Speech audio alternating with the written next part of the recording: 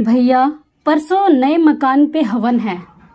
छुट्टी का दिन है, आप सभी को आना है। मैं गाड़ी भेज दूंगा।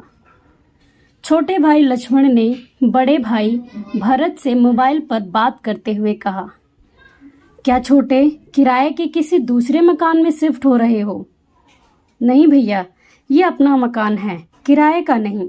अपना मकान? भरपूर आश्चर्य के साथ भरत के मुंह से निकला, छोटे तूने बताया भी नहीं कि तूने अपना मकान ले लिया है। बस भैया, कहते हुए लक्ष्मण ने फोन काट दिया। अपना मकान? बस भैया, ये शब्द भरत के दिमाग में हथौड़े की तरह बज रहे थे। भरत और लक्ष्मण दो सगे भाई और उन दोनों में उम्र का अंतर करीब 15 साल। लक्ष्मण जब करीब 7 साल का था तभी उनके माँ बाप की एक दुर्घटना में मौत हो गई। अब लक्ष्मण के पालन पोषण की सारी जिम्मेदारी भरत पर थी। इस चक्कर में उसने जल्द ही शादी कर ली जिससे लक्ष्मण की देखरेख ठीक से हो जाए। प्राइवेट कंपनी में क्लर्क का काम करते भरत की तनख्वाह का बड़ा हिस्सा 2 कमरे के किराए के मकान और लक्ष्मण की पढ़ाई व रहन सहन में खर्च हो जाता। इस चक्कर में शादी के कई साल बाद तक भी भरत ने बच्चे पैदा नहीं किए। जितना बड़ा परिवार उतना ज्यादा खर्चा। पढ़ाई पूरी होते ही लक्ष्मण की नौकरी एक बड़ी कंपनी में लग गई और फिर जल्द शादी भी हो गई। बड़े भाई के साथ रहने की जगह कम पड़ने के कारण उसने एक दूसरा किराए का मकान ले लिया। वैसे भी अब भरत के पास भी 2 बच्चे थे, लड़की बड़ी और लड़का छोटा। मकान लेने की बात जब भरत ने अपनी बीवी को बताई तो उसकी आंखों में आंसू आ गए। वो बोली, देवर जी के लिए हमने क्या नहीं किया। कभी अपने बच्चों को बढ़िया नहीं पहनाया, कभी घर में महंगी सब्जी या महंगे फल नहीं खाए।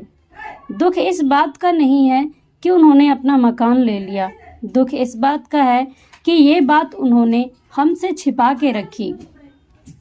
इतवार की सुबह लक्ष्मण द्वारा भेजी गाड़ी भरत के परिवार को लेकर एक सुंदर से मकान के आगे खड़ी हो गई। मकान को देखकर भरत के मन में एक हुंक सी उठी। मकान बाहर से जितना सुंदर था, अंदर उससे भी ज्यादा सुंदर। हर तरह की सुख सुविधा का पूरा इंतजाम। उस मकान के 2 एक जैसे हिस्से देखकर भरत ने मन ही मन कहा, देखो छोटे को अपने दोनों लड़कों की कितनी चिंता है। दोनों के लिए अभी से एक जैसे 2 हिस्से तैयार कराए हैं। पूरा मकान 1.25 करोड़ रुपयों से कम नहीं होगा। और एक मैं हूँ जिसके पास जवान बेटी की शादी के लिए 1-2 लाख रुपए का इंतजाम भी नहीं है। मकान देखते समय भरत की आंखों में आंसू थे, जिन्हें उन्होंने बड़ी मुश्किल से बाहर आने से रोका। तभी पंडित जी ने आवाज लगाई, हवन का समय हो रहा है। मकान के स्वामी हवन के लिए अग्नि कुंड के सामने बैठे। लक्ष्मण के दोस्तों ने कहा, पंडित जी तुम्हें बुला रहे हैं। यह सुन लक्ष्मण बोले, इस मकान का स्वामी मैं अकेला नहीं, मेरे बड़े भैया भरत भी हैं। आज मैं जो भी हूँ सिर्फ और सिर्फ उनकी बदौलत। इस मकान के 2 हिस्से हैं, एक उनका और एक मेरा।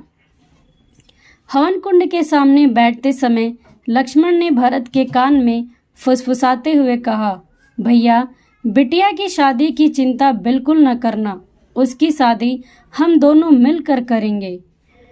पूरे हवन के दौरान भरत अपनी आंखों से बहते पानी को पोंछ रहे थे, जबकि हवन की अग्नि में धुएं का नामो निशान न था।